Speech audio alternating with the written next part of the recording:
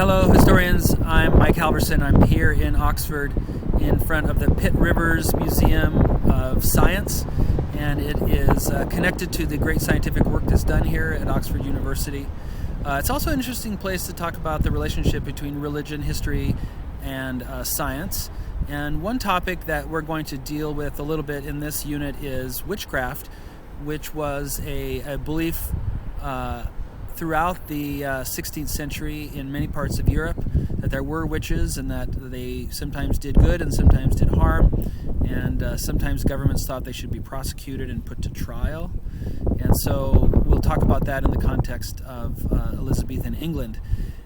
In the rule of Henry VIII in the 1540s, there were a few small laws about witches and witching, and mostly people were concerned about people maybe doing love potions and other trickery associated with witchcraft.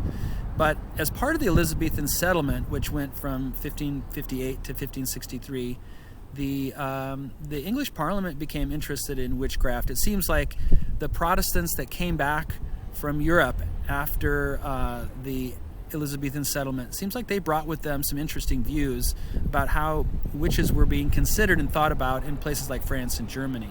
And so in 1563, Parliament passed some laws saying that it would be illegal for people to use witchcraft to find buried treasure, illegal to use witchcraft to create love potions, and also illegal to use witchcraft to harm people or property. So because of the people and property thing, that really put accusations of witchcraft into the Elizabethan legal system, where there would be a jury and a trial and judges and laws, and you had to have evidence.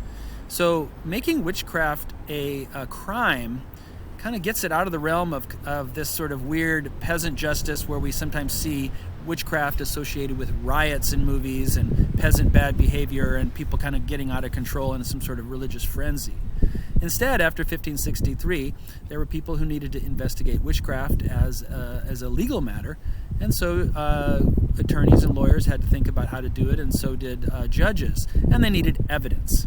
And so they looked for certain types of evidence that a person might be a witch. Well, something that's important to know is that 90% of the people accused of witchcraft were women, only 10% men. And we have some statistics about these cases. Many of the cases didn't go to trial. Some of them went to trial that people were proclaimed innocent, but sometimes they were proclaimed guilty, and on occasion people were executed for witchcraft. It's very disturbing, and although the numbers are not huge, it seems to raise a lot of issues about the tensions within society, particularly Elizabethan society, as they pushed through the Elizabethan settlement and established the Anglican Church. So what's interesting is that the Anglican Church begins with more witchcraft persecutions than the Roman Catholic Church did before that. And for a while, some historians like Keith Thomas here in England thought that the reason must be that Protestantism, this Anglicanism, brought with it a kind of a vulnerability where people thought that they weren't as protected from witches as they had been under Catholicism, because Catholicism presumably had more emphasis on sacraments and the miraculous, on saints and shrines and miracles and holy water and relics and these things, and those people thought were protecting them from witches and witchcraft. When those things were taken away, at least Keith Thomas argued pretty famously in the 1970s, the English Protestants were more nervous, and so they took people to trial to try to solve what they saw as negative witchcraft or maleficia, evil done or badness done by some sort of witchcraft. Now, there were people who considered there to be good witches out there too, and also bad ones.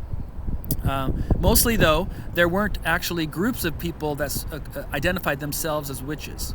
So although today in modern world history we might see people who might be members of Wicca or say that they are connected to witchcraft in some way or another, back in the 16th century that really wasn't the case. There weren't groups of people that self-proclaimed them as witches. There really were no witches in the 16th and 17th centuries, but people were accused of some other thing, and sometimes under torture they might confess to being a witch, but in fact there's no evidence really that people gathered and self-associated as witches.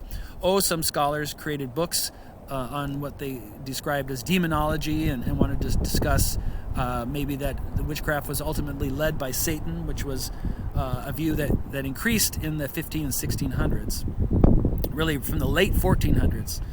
But that didn't mean that there were witches. There were just some people who kind of imagined that there might be. And this is an important point to get. It really was an act of persecution, an act of othering or scapegoating that seems to have been some sort of safety valve in early modern societies that were making a transition from Aristotelian ideas about science to more modern views about science. And along with witchcraft, as we've already discussed, there were things like alchemy and astrology, which were similar mindsets, not about evil being committed, but about the way things worked in the universe. So I hope you find some of these resources interesting. After 1563, some people thought a little bit about witchcraft, and some people went to trial for it, and some of these beliefs were eventually taken to the Americas, places like Salem. I think it indicates something really important and interesting about the mental world of 16th century society.